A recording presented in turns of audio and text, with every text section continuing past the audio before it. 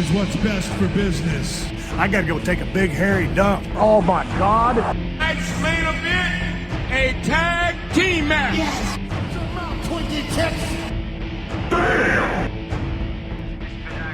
Hello everyone and welcome to the Let's Talk Wrestling podcast, the podcast where we review every segment on Raw and give you the wrestling news of the week. My name is Turbo Tony. We're here with Matt Marsander. How are you doing today, Matt? Pretty good today, Tony, and yourself? Yeah, not too bad, not too bad. It's been a pretty interesting week when it comes to to say the least, yeah. We did our bonus episode during the week of the Royal Rumble event. I know you guys, some of you guys enjoyed that and you subscribed to the channel, so welcome along with the ride. This is episode number 10, Matt. Episode 10. Well, 10. Yeah. Christ. Didn't that fly by quickly, didn't it? That's what we like. Exactly. So as we're rolling along, you guys are coming along with us for the trip. I hope you guys do enjoy the podcast before we go on. We've got a packed show here today. Just the Raw one night removed from the Royal Rumble and a lot of backlash from the Royal Rumble. Oh, God, yeah. Funny enough, do you remember that pay-per-view backlash? Oh. That was short-lived, wasn't it? Well, yeah. It was around for a while, but, I think the only match I remember there of recent memory is probably like the when Goldberg made his first match. He had a debut. We're getting very sort of get distracted already. Let's get back on topic. We'll go for our wrestling news first of all, as we do every single week on the Let's Talk Wrestling podcast. And the first of which is probably the biggest news story, which is the news that CM Punk has reportedly walked out on WWE. He was very unhappy, according to backstage sources, very unhappy with the direction of the company and the matches planned for WrestleMania. And he decided... I think it was also sort of like the fact that he's still not getting pushed, really. Well, not necessarily not being pushed, but I think I read somewhere it's like, no matter what, he will always be second fiddle to Cena, and WWE would always treat him as such. Yeah. Well, I think, CM Punk seems like a very driven sort of individual. He's been noted backstage as being very difficult to deal with. I can understand that just from his demeanour. Management dealing with the guy. This has sparked outrage, obviously. Not so much for myself. I'll go into that in a second. But there was a recording of NXT, a taping of NXT that was basically hijacked by the fans, where all the matches that were done inside, there were just massive chants of "We want Punk" and everything like this. It basically hijacked the show. And also apparently, like WWE are like confiscating Punk signs and everything. Yeah. A lot of people. First of all, let's talk about this. A lot of people are saying that this is work. It could well be I don't believe that the situation is a work, but it could get turned into one. I can see that happening. Maybe Punk reconciles with the company and they turn all this into a storyline. That could very well happen. But as from what I know, as of now, this is completely legit. He doesn't like the way it's going, and he decided to make a stand and leave. And a lot of Raw was rewritten because of him walking out, and obviously the whole Daniel Bryan situation at the end of the Royal Rumble. Yeah. Apparently now the plan is to have Bryan against Triple H at the Royal Rumble, which in my opinion kind of makes a bit more sense. But the plan was originally CM Punk to go against Triple H at WrestleMania. Yeah. What is your thoughts on this, Matt? Did you see this coming at all? Well, anyone really say that they were seeing it coming out. I mean, unless you worked in WWE, you sort of see them day in, day out. I think it's kind of difficult to say, oh yeah, matter of time. It was a proper out of the blue, you just sort of have a look at Facebook and then suddenly it's just like CM Punk walks out of the WWE. It's like, okay. Out of all the guys on the roster, I if someone would tell me that a WWE superstar had basically left because he was unhappy with the direction, then I first would pick CM Punk to be the guy who'd do it. Oh yeah, especially considering he's now famous for his pipe bomb. Yeah. Like that one key pipe bomb where it's like, oh, I'm breaking the fourth wall and all this lot. And it kind of does sort of sing true to what he was saying then. Yeah.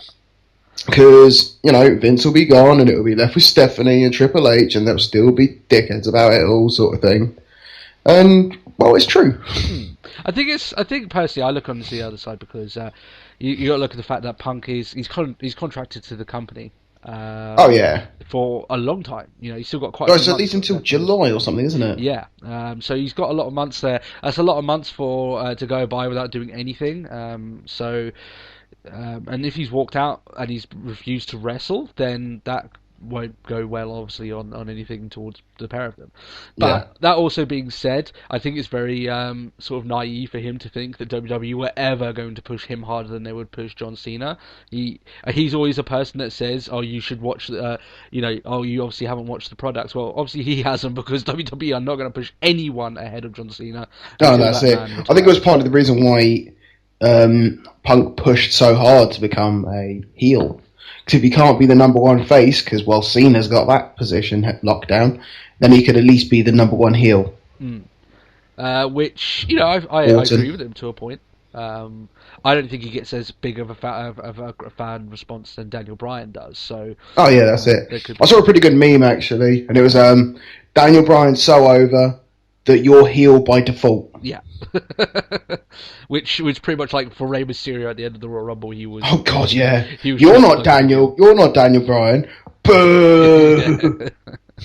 We all covered the whole Royal Rumble in the extra episode that we did during the week. So if you want our thoughts on that, catch that episode. A good 40 minutes of podcast goodness for you. But my thoughts on this is, there's a lot of time between now and WrestleMania. There's a lot of time between now and his contract expiring. I would expect this situation to change. It's not going to stay this way. It's going to either go really ugly or it's just going to get sorted out. I would go for the latter. I think it's going to get sorted out. I think that they'll probably end up calming the guy down, or he'll come back, or something along those lines. Austin did something similar to this, didn't he? Yes, he did. Too. And sort of it's known that Austin really regrets doing such thing. Yeah. He said on his podcast a lot of times that if he could go back and change what he did there, he wishes that he could do it, because he felt it was very unprofessional. And it's all well and good to think about that now, but obviously when you're there at that time and you're hot-headed, I know there's a lot of other factors into this. The fact that CM Punk has been struggling with illness, he had to go back on eating meat, which he had gone away from. I think that's one of the going around. He went. And the guy I think has been carrying quite a few injuries. But regardless of that, I mean, the main reason why he's had this problem is because of the direction that things are going. But I'm pretty sure that this will get turned around. I don't think that Punk will be out of action on a WWE contract until July. He's going to come back at some time.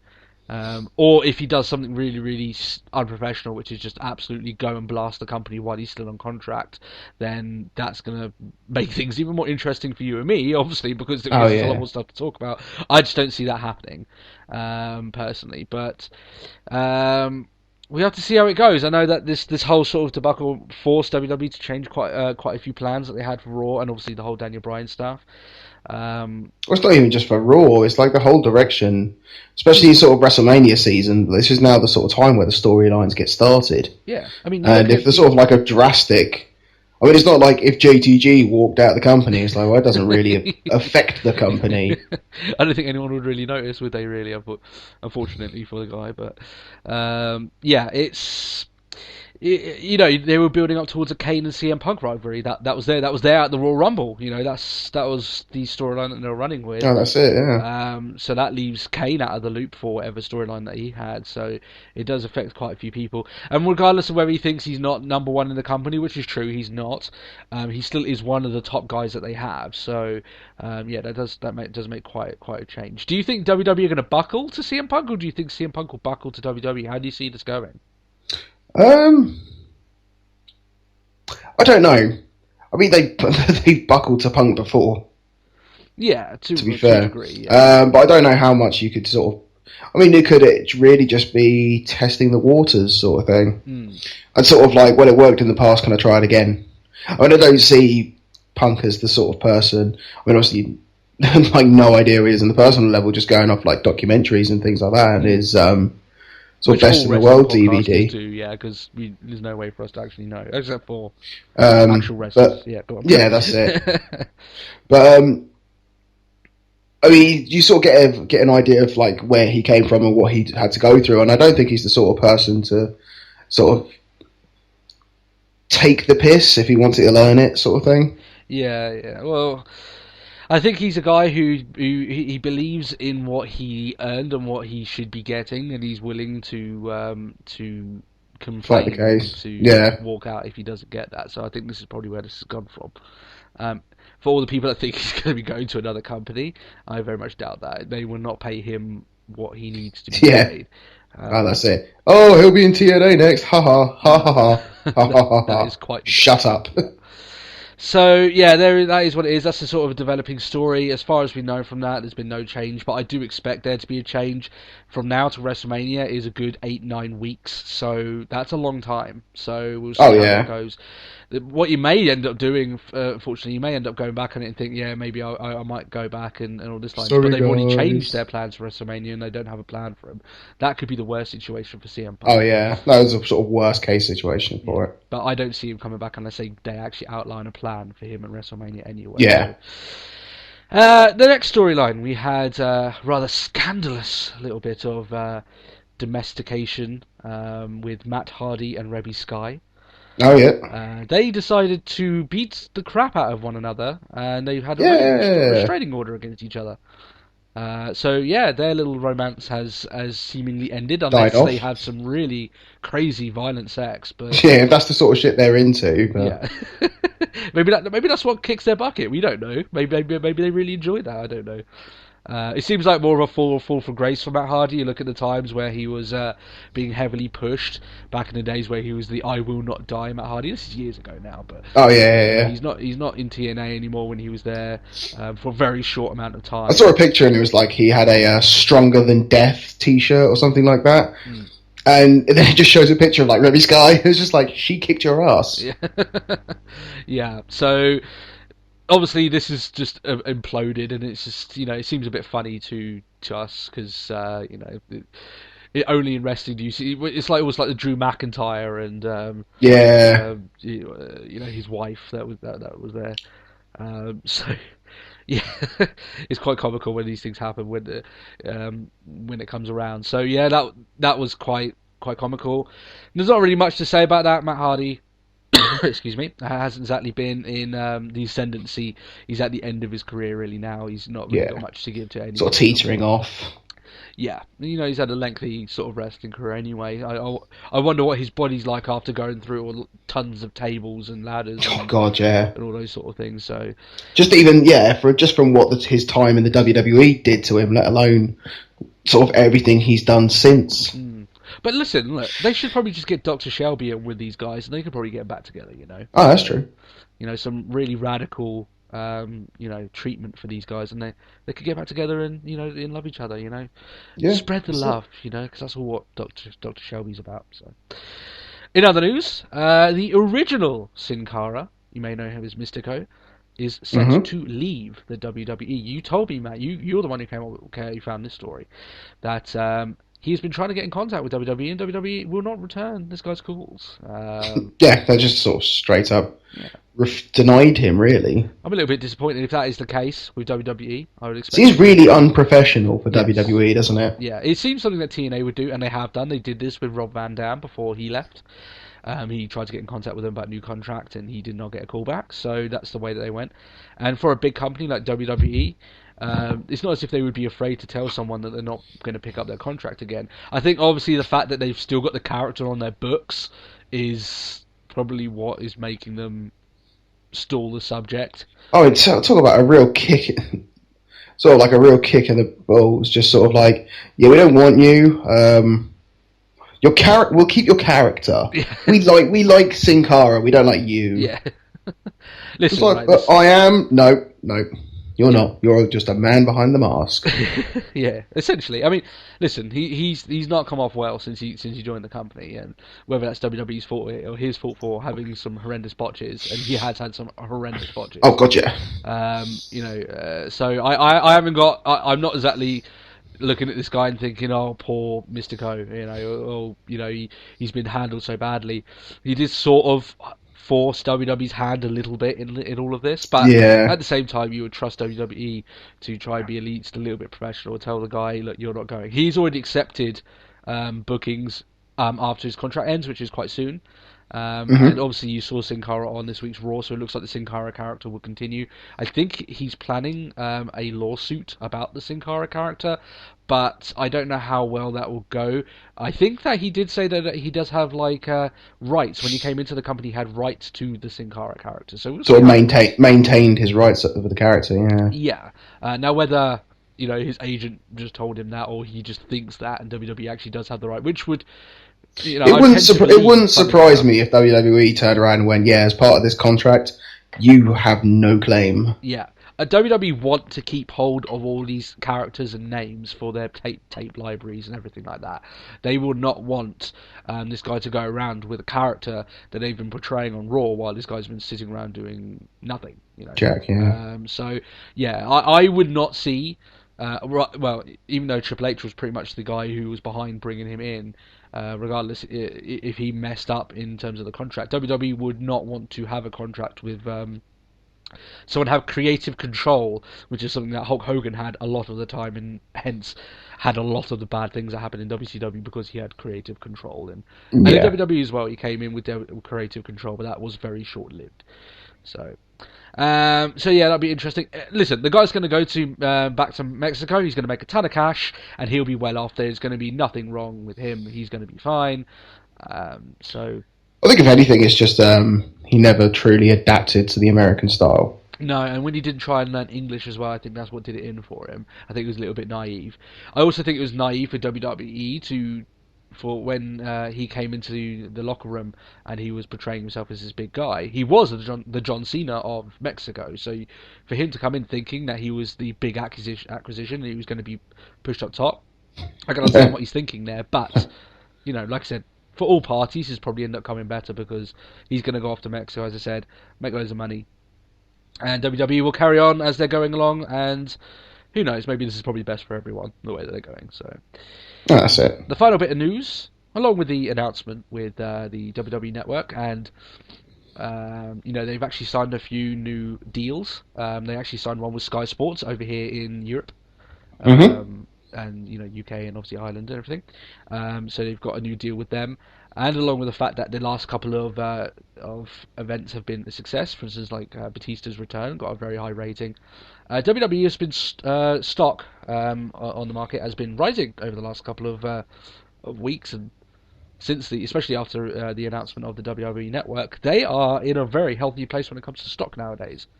Now, how long that will stay up for? Obviously, he's going to boost after the network. This is exactly what WWE wants heading towards the network. Oh, what's that? Money. We like money. So. Good for them, I guess. They were doing fine towards WrestleMania season. You would expect the stock to rise.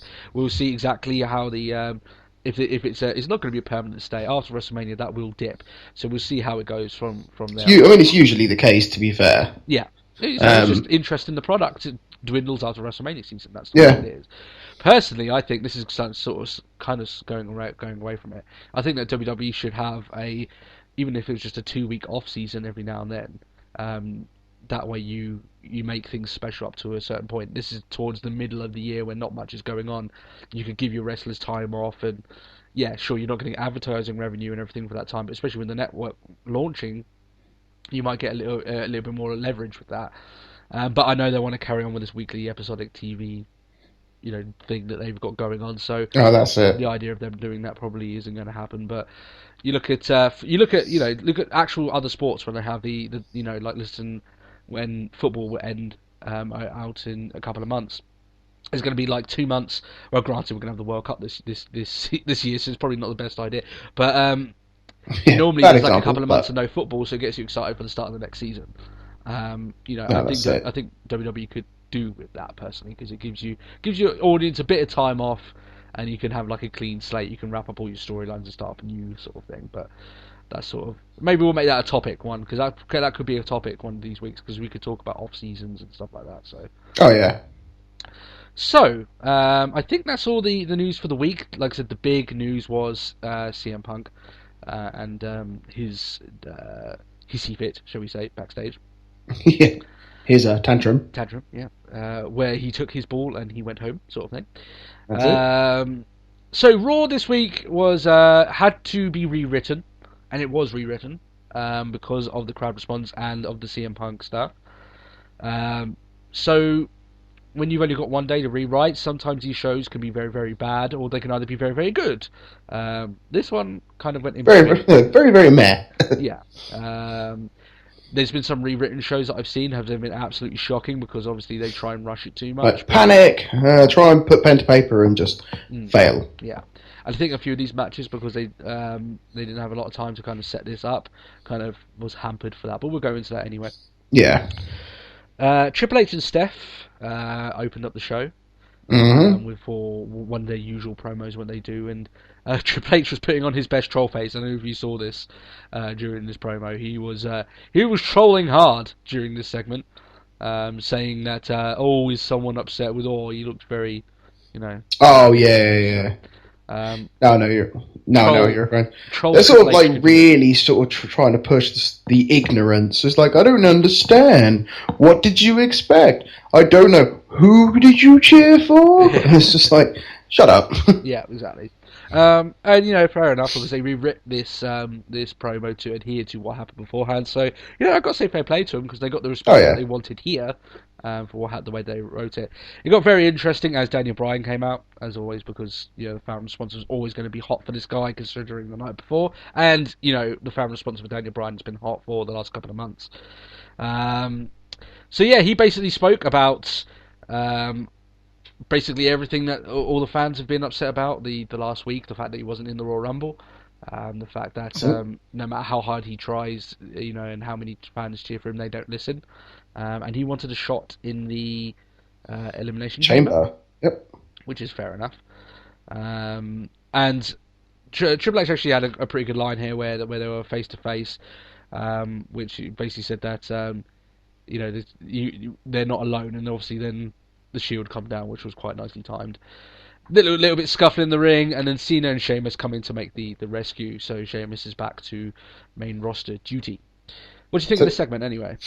I thought it was a pretty good opening promo, considering the conditions they were in. Like, they must have been sort of 15 minutes, not even like 15 hours ago, where it's literally just like, what are we gonna do? What are we gonna do? Yeah, and it's just like sorted. Yeah, I mean, Daniel Bryan's part obviously was the most interesting part of this, and he delivered a very good promo. No. The most interesting part was Seth Rollins, who can't get over a barrier. Yes, that was quite entertaining, and he seemed very angry. The fact that he slapped that. He really hated himself, didn't he? That circulated quite heavily as over the internet. But I like this because Daniel Bryan. I'm a big fan of Daniel Bryan. Everyone who listens to the podcast knows that I am. The one thing that I do think he needs to get better with is his promo work. Sometimes he comes over a little bit wooden. This one was very, very good. I couldn't actually pick any holes in this. There's only a certain point of how good you're going to get at promos. I don't think Daniel Bryan's ever going to be up to CM Punk style promos, or Roddy Piper, or even John Cena. I don't think promo giver than Daniel Bryan personally. At the best of times, Cena can drop a much better promo. Yeah, but this was good. He was good on the mic. He was definitely the most interesting guy in there, and he set up, like I said, the whole thing almost set up the feud that they were going to be trying to make with Triple H and himself, which works. Like I said, they've been doing the storyline for a long time now with these guys. But yeah, it set up the main event because they said that basically Bryan, Cena, and Sheamus would be teaming up with each other to face the Shield. Mm-hmm. And the winners would be in the Elimination Chamber, which is fine. I like having qualifying matches for Elimination Chamber. It gives a reason to have some matches from here to now for Elimination Chamber. Well, even though they're all done now. They are all done, so now they've got like 3 weeks of nothing. But I like as we record this, like SmackDown's happened, and since then, who's in it now? Since then, it's Cesaro and Christian. Yeah. And obviously the winners of this match and Randy Orton, because he's in there as well. All in all, pretty good way to start off. It wasn't overly long. No. This segment, so that's fine. Sometimes these Triple H and Steph opening promos can last 20 minutes, 30 minutes sometimes. And you're just... Well, especially last week before the Rumble. Yeah. Yeah. So, short and sweet, that's fine. Well, when I say short and sweet, it was short for the amount of that actually happened in the promo, so that's fine. Yeah. So the first match that we had on the card was Cara and Rey Mysterio against the Real Americans. Real American. They are the Real American. Zeb Coulter obviously doing awesome in Being Zeb. with his side, and he shows all the men in the locker room how to do a manly slap. So Miz should watch this, so he doesn't look like like one of the divas when he slaps someone in ferocity. Oh god, yeah. Then he got a proper good one on Jack Swagger here, got him all fired up. Yeah. This match I didn't think was that good until it got to the last stage of this match, in which case they turned it up a notch big time, and it actually got good. So the end of this match was really, really good. You thought that the match was over, it was all fast and furious, and Cesaro delivers a absolutely hectic uppercut, which I think should be his finisher personally, because that has just got as much impact as it's been. Oh, but the thing, like with his uppercut, is like it would only ever serve as a good finisher if it's against people like Sin Cara, where they can get themselves in a really fucked up situation, just like where you just see the arm coming and just know full well I'm fucked. Yeah, it's got a little bit of sort of thing that Shawn Michaels used to do. You remember there's a clip of Shawn Michaels doing that epic Sweet Chin Music on Shelton Benjamin. Yeah, it's got that sort of thing. That one. To it. So I like the fact he's got the neutralizer as his finisher as well. That's fine, but that uppercut is money right there. So he caught him with the uppercut, and then he used the neutralizer. The fans were going crazy at this point because it was such an electric finish to this match, and then Cesaro gets the win.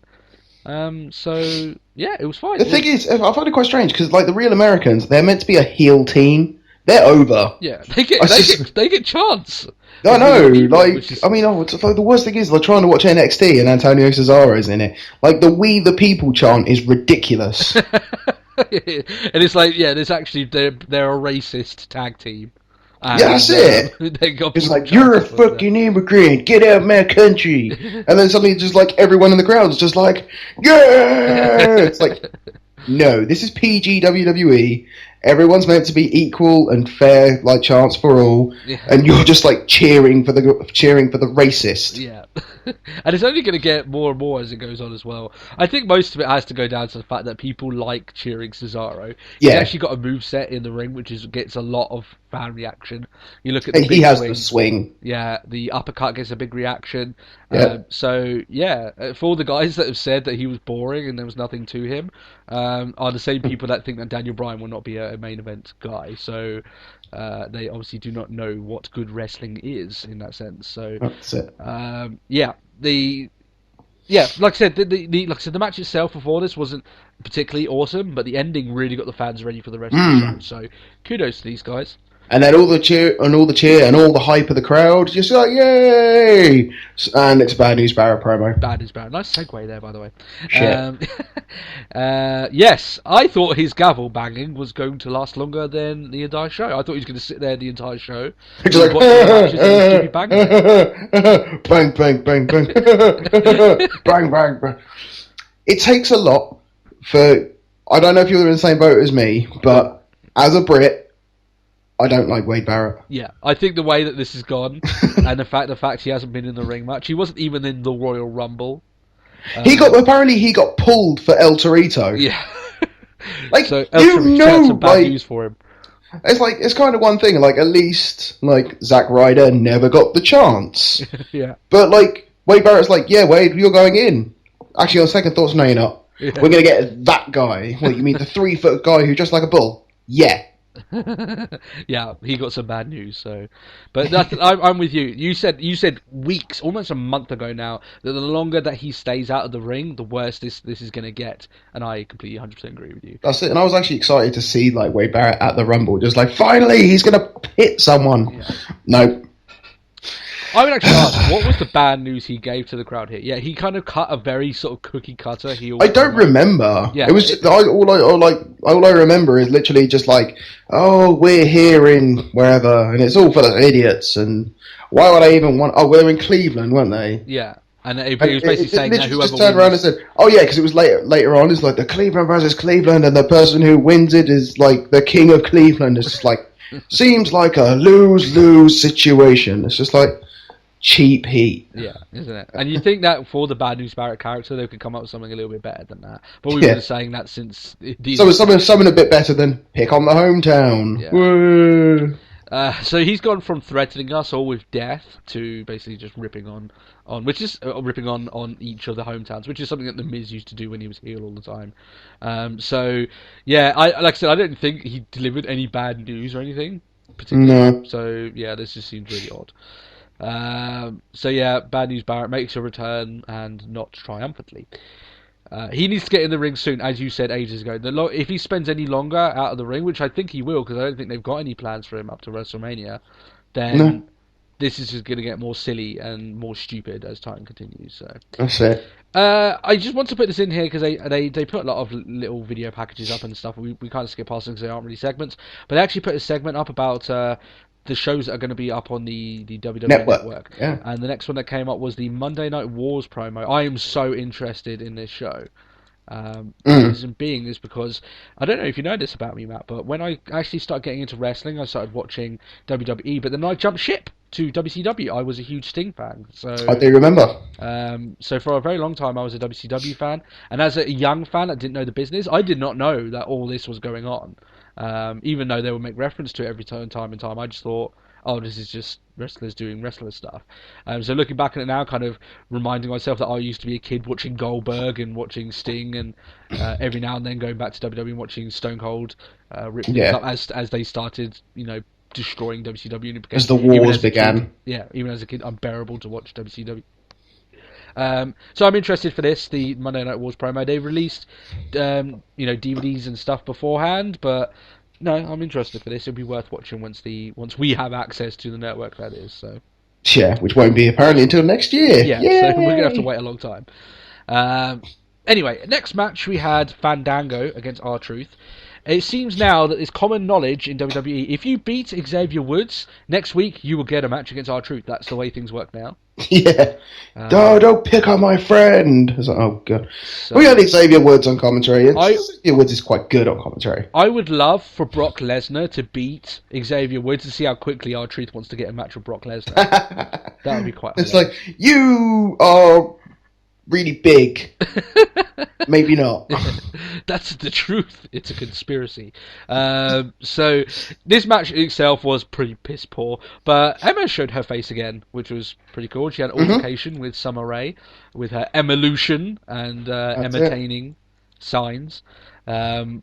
I don't know how far they're going to keep her coming along with these signs and everything. It's only a matter of time. It's going to have to happen eventually. Yeah. If they actually give us a decent length match with Emma and Summer Rae, I can get excited for that. They can go. So, and I've seen Emma wrestle really well in NXT. So if they give her time, maybe make her debut, get the fans into her, and then you make Paige come in as a heel, and then you get. Well, apparently there's meant to be a new Diva on Total Divas. Well, I'm not really. So hopefully that won't be the angle to bring her in.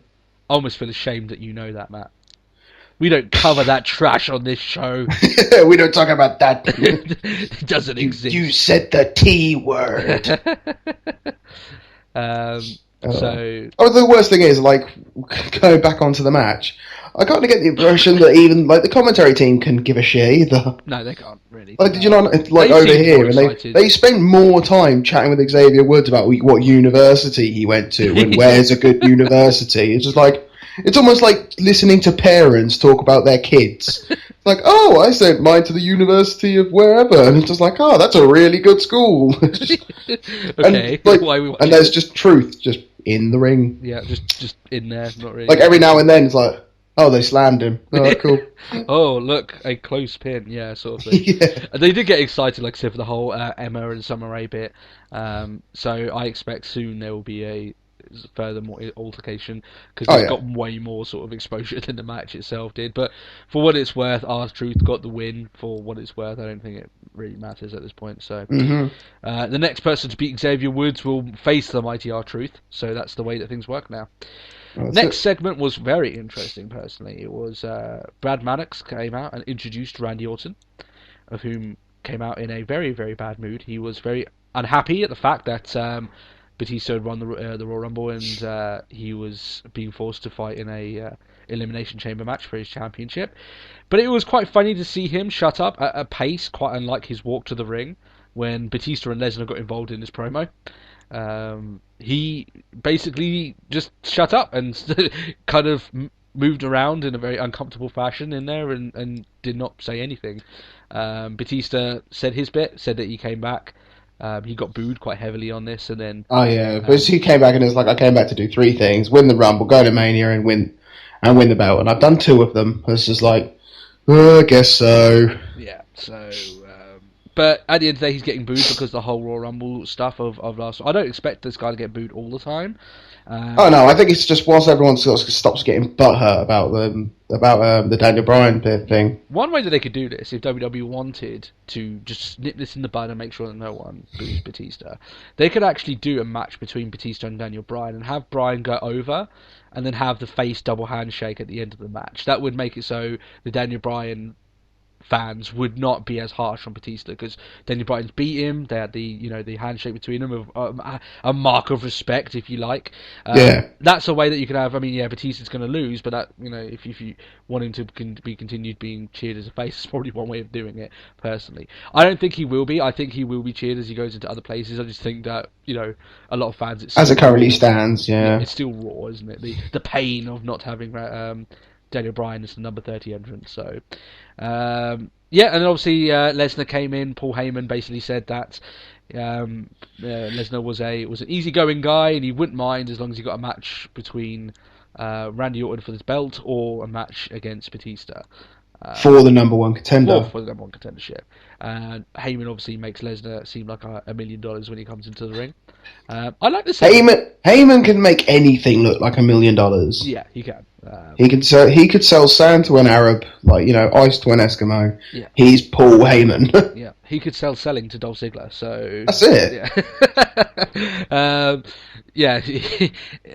I like this segment just because of the fact that the last couple of months and really, over the last couple of years, the title picture has pretty much revolved around John Cena or Randy Orton. So it's good to see the likes of Batista and Lesnar in there, and not just them, but in the title run. But the fact that Daniel Bryan's still going for the belt, you've still got other people still gunning for it, and you've got the Elimination Chamber comer. It kind of makes it seem as if being WWE champion is something that's quite hard to do nowadays, rather than having just you have this match and you have this match and you have. Well, so it should be though. Yeah, I like it this way personally. You've got more than one. I think that in storyline you should have more people. Just even people that maybe would never get a belt, never get like a chance at the belt. They should be making it on the mic that I'm here to be WWE champion and nothing less, rather than anything like this. So I think we should have more people stating their intentions to be champion personally. But everyone should be there with the goal of becoming champion. Yeah, exactly. So yeah, I did like this. The fact that the only thing I didn't like the fact is this was the last that we would see of Batista of the night, and it just seems that this guy needs to get some serious stamina under his belt because he blew out to fuck over the Royal Rumble match. He did not seem ready at all, which was something that you thought you swore to me that he would be 100%, and I knew he would not be. Well, okay, yeah, I was wrong. All right. Yeah, it's okay, Matt. Remember, I told you that Batista and CM Punk had never wrestled, so I've got you back now. There you go. Yeah, that's true. Yeah. There you go. So, yeah. I was waiting for my moment, and I seized upon it like a coiled viper. So yeah, yeah. I like this segment. Like I said, for those reasons. And like I said, if they really want to get rid of these boos towards Batista, if it continues, then that idea that I had with him going against Daniel Bryan would probably be the way to go. So that's it. And if you have a good enough match between the two, which I don't know if Batista's ready for a match of that caliber, if you have a good enough match between the two, losing to Daniel Bryan would not make him look that bad. So that's fine. Oh no, at all. So we had the battle for Cleveland. Matt. Woo! This was a match I know that you were ready for. You were ready for this because you want to see the Miz in action. I'm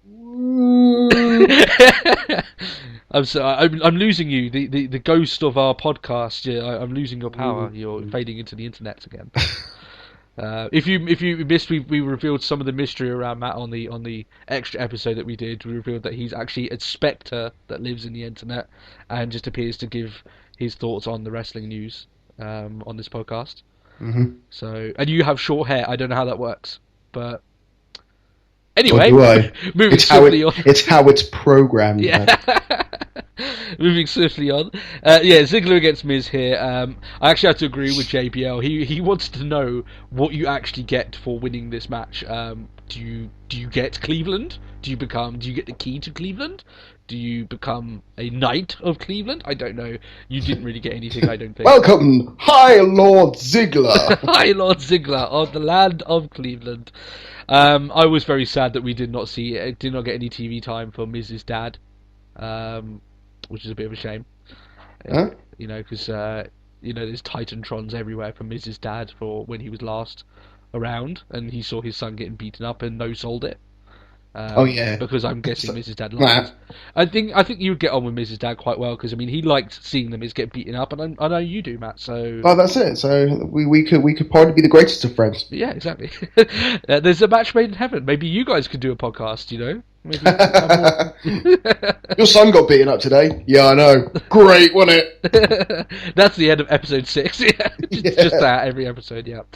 Ziggler got the victory for whatever it means, and it was a very vanilla match. It wasn't very, very entertaining. It wasn't anything particularly which is special. Like a dirty trend of Miz matches, really.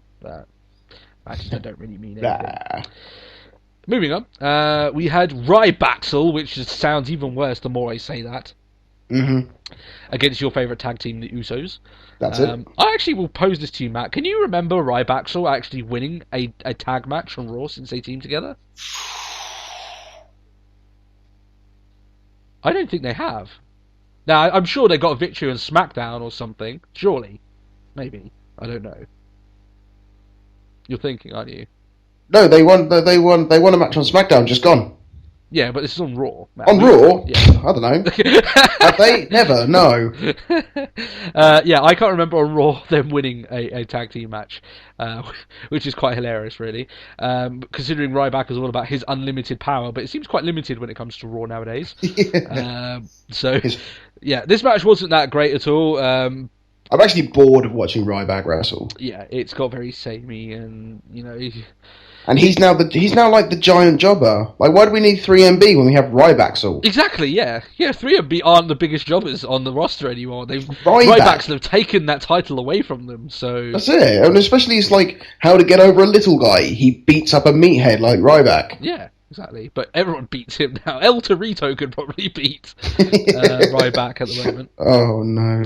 They're listening to us, Tony. Yeah. 3 weeks from now, Ryback versus El Torito. Yeah, that's it. Yeah, it will happen in a steel cage match, and Ryback gets busted open. It'll be the dark match for the Elimination Chamber pay-per-view. Yeah, exactly. Yeah. All I can imagine now is them doing like a minis Elimination Chamber match, which would be quite entertaining. Which is great. The one thing I actually quite liked about this match was the fact that Curtis Axel, I can't remember what he did, it wasn't even impressive, but he was like, look at this, look what greatness looks like. It's like, you weren't even in the Rumble, shut up. Yeah, it was quite ironic, isn't it? Like this guy that was supposed to be tipped for greatness, and apparently has so many people backstage gunning for him to do well, and he's just... It's like, your dad was a great man. He may as well be Michael McCarthy again, really, surely. Yeah. But it wasn't a great match. But the Usos get another win, which is fine because they're building them up. We're happy with the Usos winning. Yeah, they're building them up to take the belts. I'm assured of that. So that's how we go from there. Del Rio against Kofi Kingston was the next match. We had quite a few matches back to back actually here with no promo in between. I actually thought this match was decent enough. What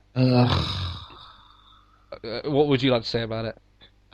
Before I start about Kofi, I will admit, I struggled to get through this match. Yeah. And the thing is, they were like, oh, what Kofi did was like the greatest Royal Rumble thing ever. It's like, really? It's like, it wasn't that great. Yeah. He jumped. Ooh. You black man can jump. Like, jumping is Kofi's thing. Yeah. It's just like, oh, it's controlled frenzy. He's like an aerial high-flying wrestler. And it's just like, oh, well, he jumped from A to B. Wow. Yeah. That's just phenomenal. Like, at least, like, I think they was trying to sort of just remember last year where Kofi was meant to jump from the announcer's table onto the apron, but he figured he couldn't do it, so he got a chair Yeah, that's a shorter distance, isn't it? That one. Yeah. Yeah. So, It's just like, it's like the greatest thing ever. No, not at all. I'm sure they're beefing us up as the greatest thing ever because that is all that Kofi Kingston does in the entire year, and I don't want Well, to it get just back turns up at Royal Rumble, Yeah. avoids elimination, and then gets eliminated anyway. Personally, I thought that his spot where he kept himself in by like hanging on by his feet was much more impressive. Personally, Oh yeah, but yeah, they pushed this up as something huge and everything. They showed several flashbacks to this particular spot at the Rumble. And for all the people that disagreed with me, saying that this was definitely Kofi's time, they're definitely giving stock into him. He got beaten by Del Rio quite easily. Really, he didn't really get that much offense on the guy. So, that's it. I think this is a sign with Del Rio. Look for the colour of his scarf. Okay. Because sometimes he'll come out with a white scarf, and he won't be as aggressive. But if he comes out with a black scarf, you're fucked. Oh, okay. Oh, well, maybe you spot the pattern there. That's it. It's a hidden message. It's one thing I noticed. It's like, he's got a black scarf today, and he seems like and he was quite aggressive. Yeah. So I was like, maybe. Yeah. Maybe. Or maybe they'll do the ultimate Vince Russo swerve, and he'll come out with a blue scarf, and you won't know what's going to happen. Or just like a finish, like a checkered flag from an F1 race, just draped over his shoulders. Yeah. It's like, what am I now, huh? and then the unthinkable happens because he's changed colours. My theory is ruined. Yeah, you just stand there, just foiled. Yeah.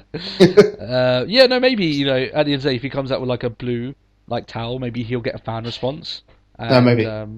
But the other ones don't tend to get much of a fan response. The crowd didn't care. The crowd response. The crowd didn't seem to care about this match. JPL got a chant. Yeah. King exactly, got. I'm pretty sure he even heard the beginning of a Cole chant. Yeah, they cut to commercial pretty quickly once they realised that was happening, didn't they? Yeah. It's like, no, let's just Let's just cut it out now.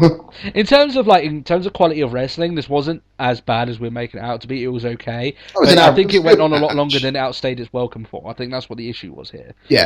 It had a lot of time and it didn't really do much for the time that it was on. So, I guess builds up Del Rio a bit. I don't know what they're doing with Del Rio, what the plan is for him at WrestleMania. I don't even think there is much of one. They're definitely not going to have Batista against Del Rio for all the people that are thinking that's going to happen. No. Next match, like I said, they had quite a few matches. This is the fourth in four matches that they did back to back. Oh no, they did 5 without any sort of promo. They're the Brotherhood against the New Age Outlaws. Rematch for the tag team belts.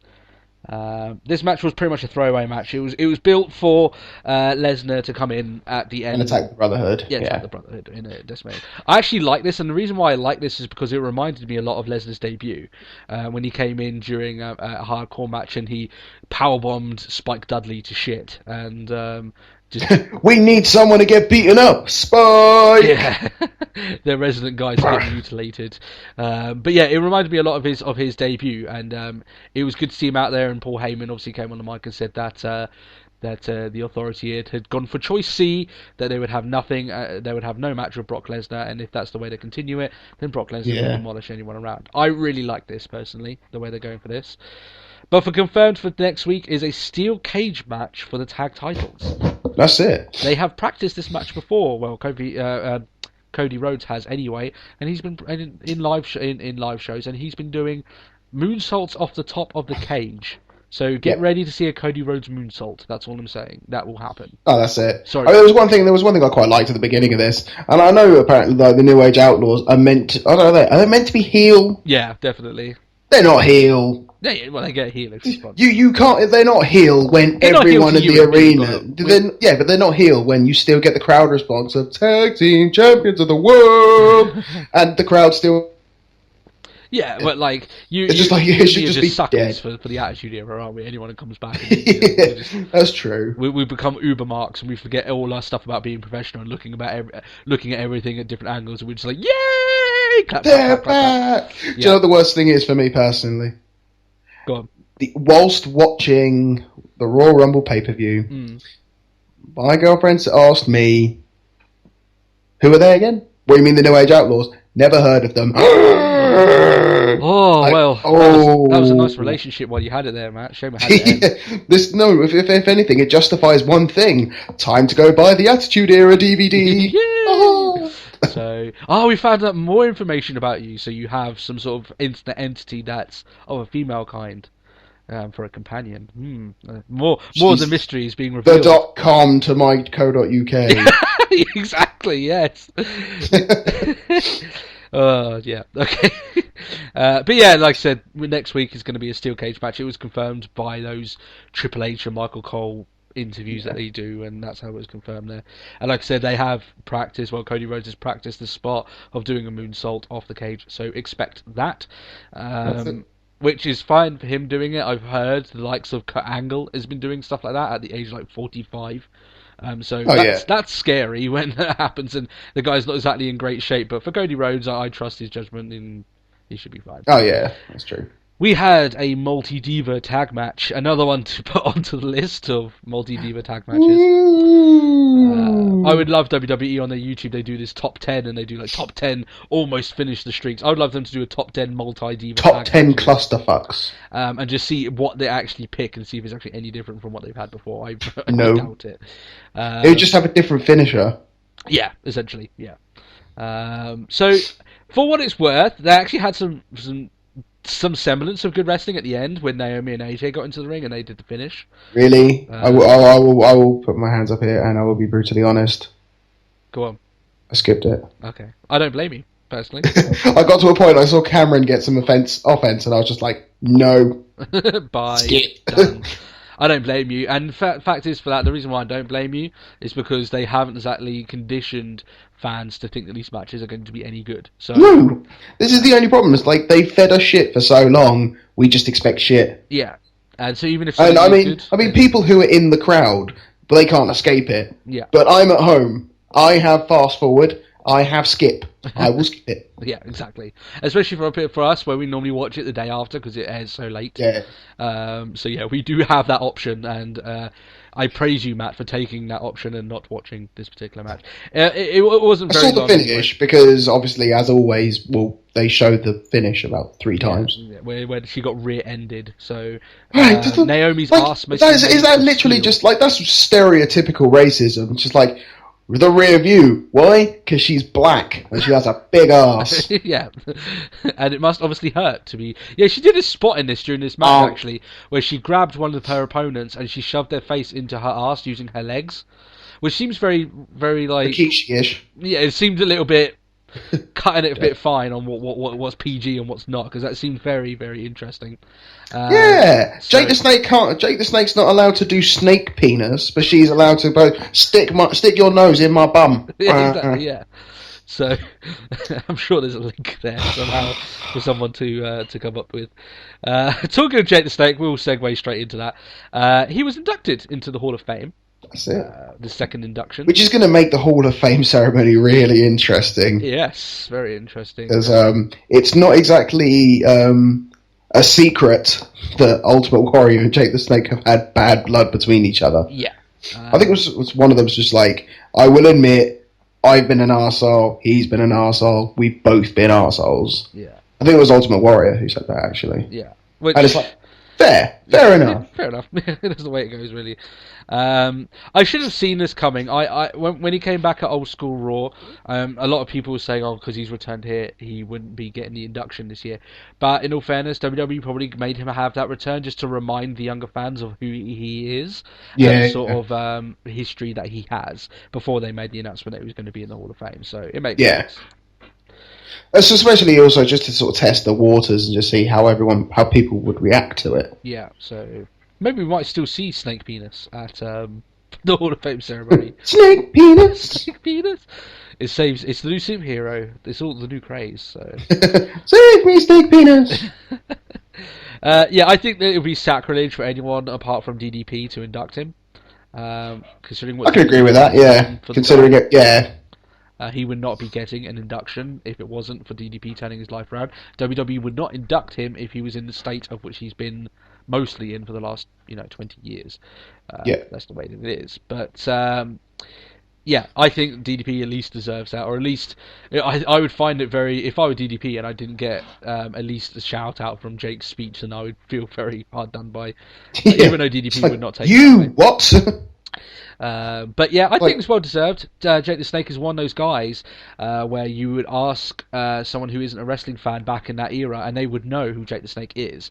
There ain't many people like that nowadays. You can still ask people now who is CM Punk, and they would not tell you. But back then, they could tell you who Jake the Snake was. So there was no real escaping it back then, either, though. Yeah. Exactly, it was a frenzy back then, and Jake the Snake was part of that, and he was a heel ahead of his time.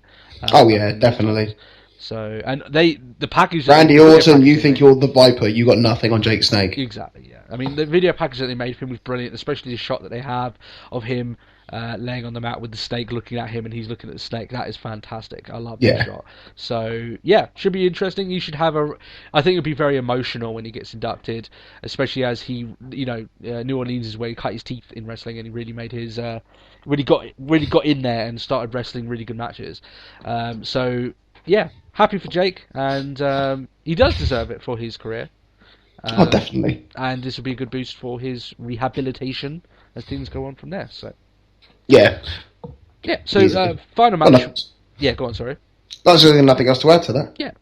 Final match of the show, which was the main event that was set up at the start, which was Cena, Bryan, and Sheamus against the Shield. This was a very lengthy match in comparison to the other matches on there, which is fine.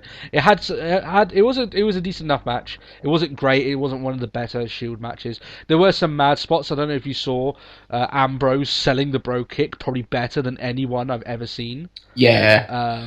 Bouncing all over the ropes. The one thing I love is just like there was a Roman Reigns chant. Yeah. Always good. Because I don't think if anyone turns around and goes, I don't understand why, because WWE want him as their next big thing. Yeah. And if people go, it'll never happen, you just need to open your eyes. Yeah. He is. Shut up. He's there. He's on that train. He's going. Oh, easily. There, so. But it's even like, it's like even the sort of the cocking of the Superman punch, where you're just like, hey Sheamus, watch this. Kink. Bang! Or it's like that two-footed drop kick sort of thing he does onto the apron. Yeah, he's building a very... it's brutal. A very, replayable move list. That all of his moves, they're going to get a replay, because they don't want to be seen again. And if you've got like a move list that does that, then that's only going to go well for you, especially on television wrestling. So, yeah. And the fact is that people are cheering for him because he's been booked well, and yeah, he's fresh talent. He's young, and WWE can get a lot of years out of this guy. Well, apparently all three members of the Shield are only like 27. Yeah, they've got a lot of time between these guys. Like, what? So, they could definitely make more. There's a lot of years out of their careers that they can have. You look at some wrestlers maybe only hit their peak around 35, maybe even 40. So they've got plenty of years before. Definitely. And everything like that. So that's fine. Like I said, the match itself was fine. It wasn't one of the better of the Shield matches. It was like I said, it was the crowd are hot on Daniel Bryan, which is usual. That's just. Oh yeah, that's it. Just quickly, when was the last time do you remember seeing a double down? Not as much as I would expect to. Personally, I was just because they were both, obviously it was Bryan and Rollins, and they both went for the crossbody, and I was just like, when was I don't remember the last time. I think the last double down I saw was the one that I did in a show. Really? I don't remember the last time I saw a double down. No, they used to run that spot a lot, but I think the reason why they don't do it now is because the fact that when they run, especially the crossbody one. Yeah, it sometimes it doesn't come off very well. That's the only thing with that. But and when they do a hot tag, it really doesn't really matter if the heels get a hot tag. It's just if the faces do, and they like to beat down the face and then make it so it's very shocking that they get the tag rather than both of them getting the tag at the same time. Yeah, but that spot used to run rampant over years ago. But no, you're quite right. Actually, you don't seem to see it that often. The double down. So they could definitely use it a lot more. It's not a bad spot really, but. Oh no, not at all. Very, very observant of you. The Wyatt family came out at the end of this match, and they attacked the face team. They attacked Cena, Bryan, and Sheamus, which gave them the win inadvertently. So they have qualified. In the rules of DQ, yep. The rules of DQ. The Shield were livid. They were absolutely incensed that the Wyatts had cost them the match. And I hope that this leads. I don't expect it to turn into a program, but maybe next week we could have a Wyatt against Shield match that every fan wants to see. It's going to be at the Chamber. Yeah. Oh, even if that's the case, that'd be fantastic. Yeah, I'd love it to be in a chamber. Oh yeah. Wouldn't that be like good? Just like I don't know, like Harper and Ambrose start it off or something. Yeah, and then every and then it's like, oh, is it going to then be a 2-on-1 for the Shield, or is it like a 2-on-1 for the Wyatts? Or could it be 3-on-1 after all that That's happens? it. Even up the odds. I would like it so maybe that especially if we're going to build up Reigns, then they make it so maybe Ambrose is in there, then all the members of the Wyatts come out first. So then Ambrose gets eliminated, then Rollins comes out. Obviously he gets beaten up, and then Reigns comes in. And then obviously it's 3-on-1, but he just goes to town on him, sort of thing. That would be really good for Reigns. Or like if Ambrose and like Rollins are basically still in the match, but they're decimated, sort of thing. Yeah. I don't know if they're going to do that. Obviously, it would be brilliant if they did. And the fact is that you remember the last time that these two factions were nose to nose and they started fighting. That was a huge crowd response that they had. There's money to be made out of having a quick match between these guys. Yeah, it's one thing that I'd recommend doing. Yeah. Go on YouTube. There is, even if you don't watch SmackDown, just try and find Bray Wyatt's promo when it got announced that they'd be facing off at Survivor Series. Not Survivor Series, the Elimination Chamber. Yeah. It's brilliant. Really? It's another grade A golden Bray Wyatt promo. Which is brilliant, because these guys are he's done that, like I said, since he came in, and yeah, that's going to be something very interesting. The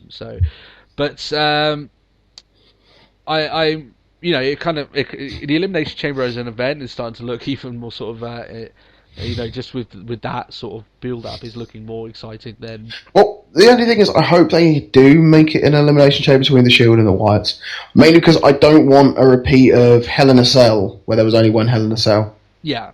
I don't see them doing that. I think they'll probably just have a traditional 3-on-3, but I would like the idea of having it. Of course, the Elimination Chamber sounds like a good idea, so of course WWE won't do it. Yeah, wouldn't it be awesome to have like Bray Wyatt as one of the last come out, but he's talking to himself inside the cage and slapping his hands up against there, and rocking backwards and forwards, sitting down inside of it. It's just built for him to be ready, and then obviously when it comes up to his time, he comes out looking ferocious and ready for action. So, yeah. I would agree with you. That would be quite awesome.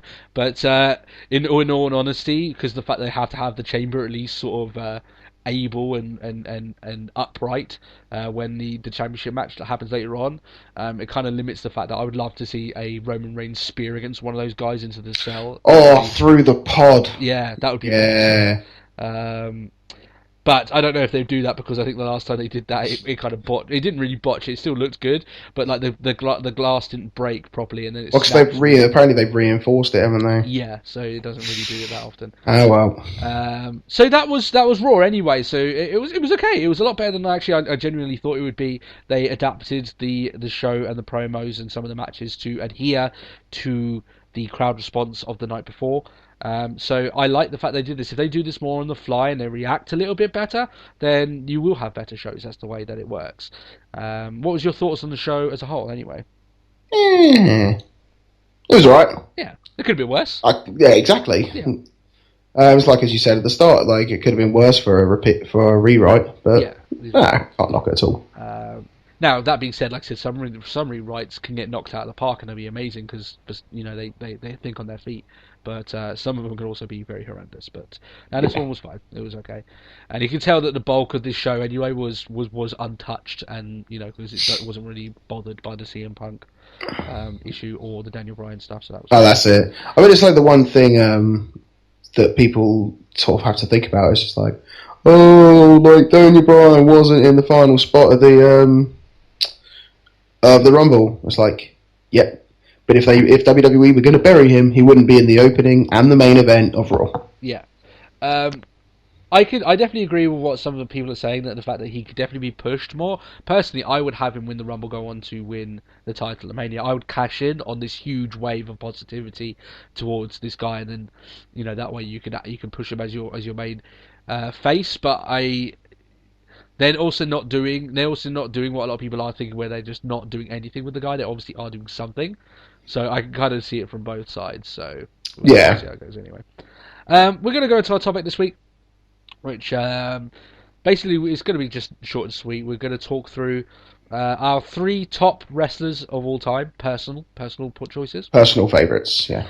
We'll go bottom to top, and we'll explain just kind of what we think, so you guys can get to know sort of our preferences a little bit better. And if you want to know anything else as well, in terms of what we think top matches or anything like that, just leave us a question in the comments, and we'll be more than happy to answer that in future topics or anything like that. So, do you want to go first? Your 3rd top wrestler of all time, Matt, what is it? Oh, Goldust.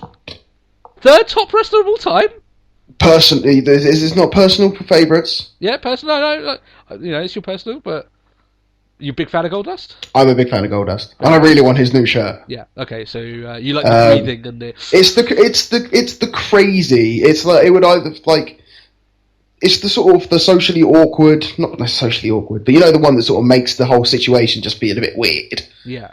And it's just I like the final cut. I like just like everything, especially now with Goldust returned as well. Yeah. It's sort of that new energy. But it's like I think everything that Goldust's been involved in has been funny and really weird. So I've just enjoyed watching Goldust. Yeah. No, that's fair enough. And like I said, it's personal preference. Yeah. So that's fine. My number 3 of all time is actually something because I used to watch WCW a lot. There was a character that really drew me WCW. WCW. There was a character that really drew me into their product at that time when it was very, very hot, and that man was Sting.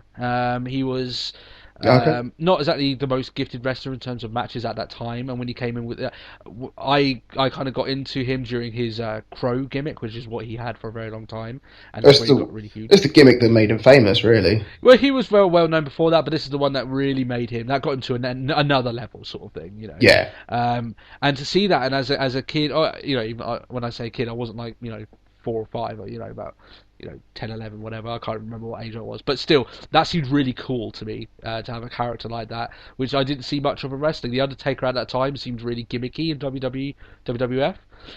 Sting was cool, and they built up this whole storyline about him coming back to fight Hulk Hogan. They botched that whole match, even though the build up to it was really, really good. But less said about that, the better. But Sting as a character was something I was really enjoyable to see, and that whole character. So I put Sting as number 3 because I was so into that product at that time. Yeah, fair enough. Number 2, Matt, go on. It's not me pretending to be Goldust there.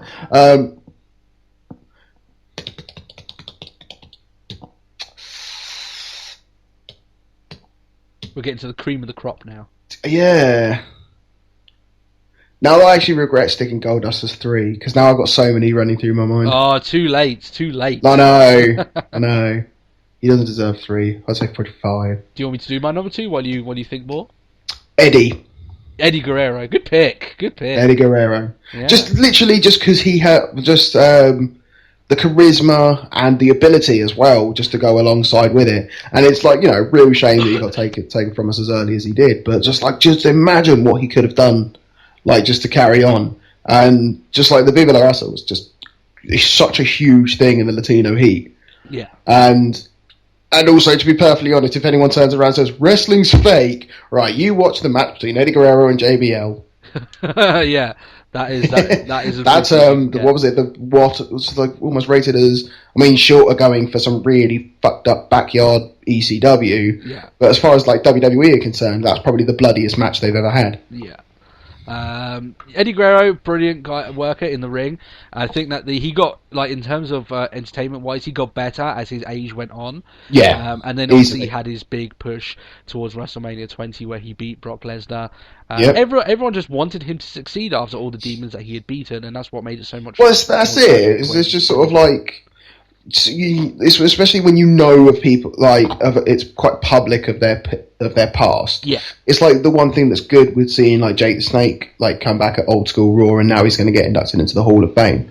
And it's the same with like especially like Goldust as well. People know that Goldust has had issues in the past personally, and like you see them overcome and they get better for it. Yeah. And Eddie was that, Eddie was that prime example for it. Yeah. Plus, I also love the bouncing lowrider. Yeah, exactly. Yeah, Eddie, I've seen a lot of wrestlers die, in my time in terms of wrestlers that have passed away. Eddie's the only one that's actually brought me to tears, and the reason being is because you could tell at that time he was the most fun character in WWE. You know what the stuff that he'd beaten, and for it to for all that past to kind of come back and claw back at him at that time, it just seemed like such a heartbreak. And the fact that guy was in his prime at that time in terms of championship runs, and he was feuding with Batista at the time. He was the plan was for him to win the belt. He was gonna win his second world title at that time. So he was still in his prime and well loved by everyone, all the fans, and like I said, one of the most entertaining guys out there. I remember some of the skits he used to do with Chavo as the tag team, where the lie, cheating, stealing gimmick. Were brilliant. They were really entertaining. And I don't look back at Eddie Guerrero and feel a tinge of sadness. Not anymore, at least. I look back on the guy and think, wow, that was a 1 in a million. We will not get another Eddie Guerrero. Definitely not. Supremely talented in every sense of the word, and wrestling now would be a better place with him. But unfortunately, this is the way that the cookie crumbled. Unfortunately, my number 2 is the Rattlesnake, Stone Cold Steve Austin. I thought you said as much. Yeah, the reason being obviously because this guy is probably bit of an obvious choice because Austin was one of the, if not the biggest wrestling personality around. Hulk Hogan obviously was much more well known and he had more longevity, but in terms of turning the tide for WWF, or E as they turned into, Austin was paramount, and he is one of the most well known and hot superstars at that time. I don't think Austin was as well known in the mainstream media as Hulk Hogan, but he was way more over with the wrestling fans than Hogan ever was, sort of thing. Definitely. So Austin had some great matches. He got worse as he went on because of his health issues. He can't really help that. He became less of a mat technician. A lot of people forget the fact that he had brilliant mat. The ring general. Yeah, ring general skills in there, and what was his original? The ringmaster. The ringmaster. That was a horrible gimmick. That's it. It was a terrible gimmick, but it really got over the fact that he was a mat-based wrestler. Yeah, and he knew his stuff. He could have very brawling physical matches. And you look at the likes of Austin. He's had and his storied career. He's been in WCW, went to ECW, then he went to WWE, and you'd be hard pressed to find anyone with the popularity now that Stone Cold had back in his prime. That guy was as hot as you could ever have a wrestler. So, and as a kid, as WCW got worse, and I went to WWE because I was watching whatever my brother was watching back at the time. So when he started watching WWE, and then I could see this Austin going around, this rebel that was doing whatever he liked, and everyone cheered for him. He was an easy character to get behind. So I mean, the one thing that sort of really helped with Austin's sort of popularity, especially at the time, was his key. Well, the feud that he's most famous for is obviously against the McMahons. Yes. Well, especially against Vince directly, and it was that sort of thing. It's just like Austin was that sort of person that every man wanted to be, the one who could come into work and literally just turn around to his boss and go "fuck you." Yeah, and beat him up as well. And beat him up. Yeah, that's it. And actually, to be fair, Austin did lead to one of my favourite matches, I say matches, like skits, which was him and Booker T fighting in the supermarket. Yeah.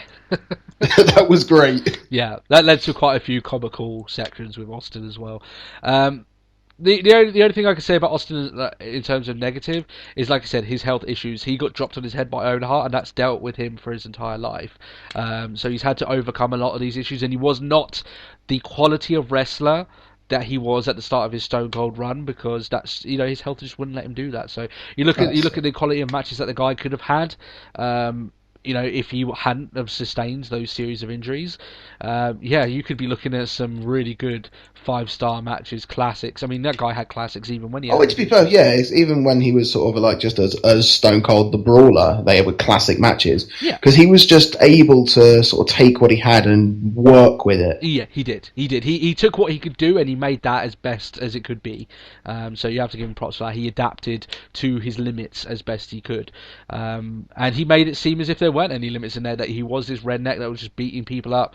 And he, like I said, for a character, for fans, it wasn't hard to get behind this guy. You wanted to get behind him. You wanted to fuel his aggression and live through him, and that's what made him what I believe to be the hottest property in wrestling of all time when he was in his prime. So you're number one. My number one personal favourite. Yeah. Taker. Good choice. Not only for the WrestleMania streak, because, well, not all the WrestleMania matches have been great. Yeah, it's great. There's been a few horrible ones, yeah. But for the fact that, like, the guy's been... When did he debut? 88? No, 90? I somewhere around. I think I'm just throwing out dates now. Yeah, I know it was at SummerSlam. I can't remember the exact year, but it was at SummerSlam. Hang on. He made his debut. But yeah, I mean, Undertaker had some very shocking matches, especially at the start of his run, because obviously he was quite green. But you look at towards the more recent matches that he's had, and he's on basically a part-time. He wrestles one match a year. But in terms of a character as well, for a character to this DVD's a bit out of date. That long, is quite special. You have to think. Oh yeah, definitely. But it's just like through all the things that he's done, like the Ministry. Oh, that was just awesome.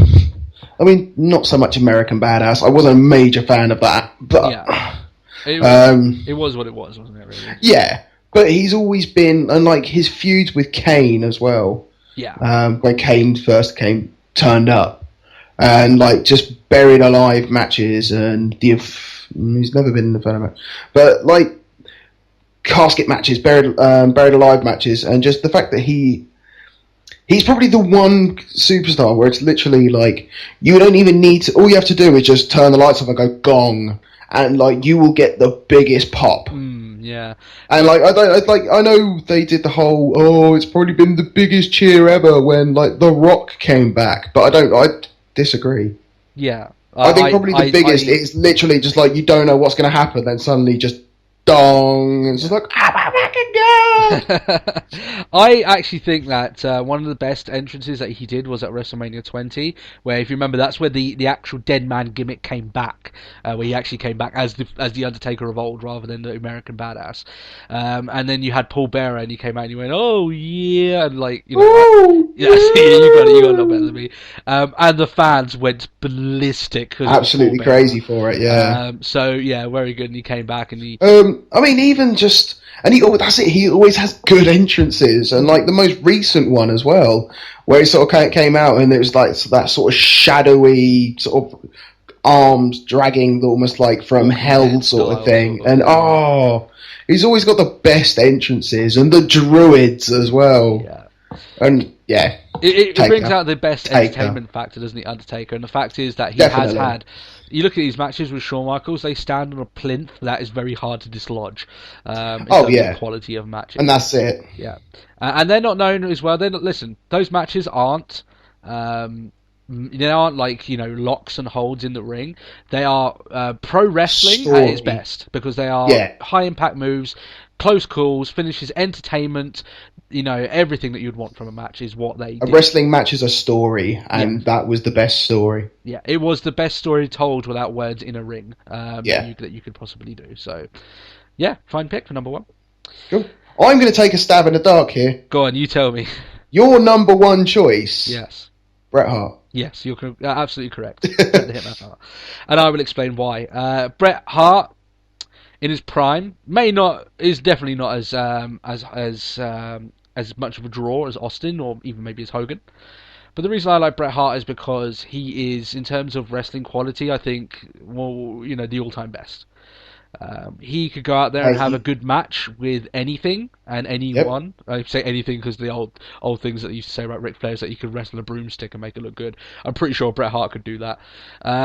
For a guy who was... Bret Hart wouldn't even need the stick, just the head of the broom. Yeah, that's it, yeah. He came in at a point where wrestling was definitely divided. They were moving away from the likes of Hulk Hogan, and when they went to Bret Hart as the top guy, he was a guy that wanted to show that you didn't have to have 3-minute long matches with one body slam. You could have this really good mat-based wrestling that told a story, and had good finishes with good wrestling, and it would get just the same response. And to a degree, he succeeded in doing that. Oh, definitely. And like I said, he was, in terms of mat-based wrestling, there is really no one that can stand next to him in his prime. To be perfectly honest, like, you don't just walk through WWE and just get handed the best there is, the best there was, the best there ever will be. No. He earned that through some fantastic tag team wrestling when he was part of the Hart Foundation, one of the best tag teams of all time. And you look at some of the matches, I mean, one of the things that... one of the greatest SummerSlam matches ever. Yes, yeah. With Mr. Perfect. Sorry, which one did you say? I was thinking Bulldog. Oh, yeah. To be fair, both. Yeah, I think the reason why that match was good because he obviously got beaten in that match, but he had a match against Mr. Perfect as well at SummerSlam that was fantastic. I think his coup de grace, so to speak, his best match that he had in WWE was also Austin's best match, which was WrestleMania 13, the submission match. Yes. That match doesn't go on for very, very long. It's probably about 20 minutes long, which, you may think nowadays that's quite a long match. Back then it wasn't. 20 minutes, you think a main event at that time you get a lot more, which you would. But they did everything right in this match. This match was absolutely fantastic, and to me it is my most favourite match. I could watch that match over and over again and not get bored. It tells a fantastic story. And that's it. I mean, it's what you need. It's like loads of people just forget. It's just like, it's just a load of moves, and it's just like a bunch of guys just dicking around and panting in their pants, sort of thing. It's like it's a story, and it's David and Goliath is probably the best thing to describe wrestling as, but you can't have it if it's just a brawl. No, like you need someone to root for, you need someone to boo, and like as a storyteller, I would agree that Bret Hart was probably one of the best. Yeah. In terms of mic skills, Bret Hart was never up to the point of, like, let's say, Ric Flair. Or Austin could tear him down in a promo. Well, he hit back pretty well, Bret Hart. But at that time in his career, Bret Hart was pretty competent in terms of promos. But what I'm getting at is the fact that he didn't need a mic to tell a story. He could do it with his wrestling in the ring. That's what he could do. And there's not a lot of people around nowadays that can do that. So there's a lot of respect there for Bret Hart. There was a lot of bad blood. There's a lot of controversy going around Bret Hart. I think he's buried the hatchet with a lot of that, the Montreal screw job and everything. He went to WCW and he wasn't really utilised in any sort of form. But I'd be hard-pressed to find anyone who had such a collection of high-quality matches than Bret Hart did during his prime. And he did have a lot of good ones. He had some bad ones, but what wrestler doesn't?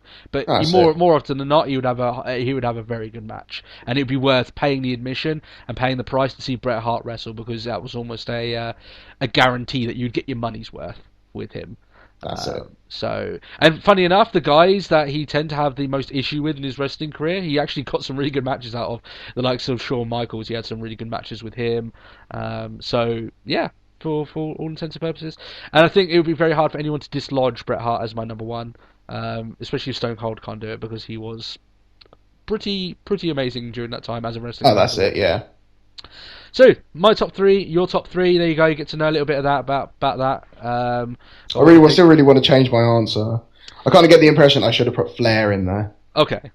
Well, I'll tell you what, think about it, Matt, and I'll let you change a few of it next time. You can redeem yourself, if you like. I will take Goldust out of Yeah, give him an honourable mention. He can go down a notch. Yeah. Eddie can go into third. Flair can go into second. Okay. The best blade job in the business. Yeah. And the fact that guy is just born to wrestle as well. Yeah, that's true. Yeah, so that's pretty much it for Let's Talk Wrestling this week. We've given you a fairly decent long episode this week. That's it. Yeah, we've learned more about the mystery of who Matt Marsander is. So that's always good, you know. Together we will unlock this mystery. If you guys got any questions, please send them in to us. I'll do a big collection of them and we'll probably answer them, unless they're good enough for a topic, and you'll get your own episode of us answering your question. And if you did like the episode as well, then like the episode on Facebook. On Facebook? No, we're not on Facebook. On YouTube. So yeah, that'll really give us a lift. And if you're new to the podcast, subscribe so you do not miss any of our episodes. It's not enough just to keep checking back each weekend. We do extra episodes now, Matt. So that's it. You need to subscribe to the channel. Let's talk more wrestling. Yes, exactly. So you need to subscribe to the channel to be able to catch all that audio goodness that we will give to you. Apart from that, I hope you guys have a good week. I hope you're still healing the wounds of not having Daniel Bryan as the number 30 entrant, and I hope that that WWE keep you infused for the next few weeks, especially. And hopefully we don't see the end of Punk. Yeah, we'll give you more information as that rolls on. So, you've got anything else there to add, Matt? Or I have nothing else left to add. Actually, we have covered it so extensively. That's it. That's it. So yeah, thanks a lot for listening this week, guys. We'll catch you next week, and yet again, I hope you guys have a great week. Have a good one. Bye bye.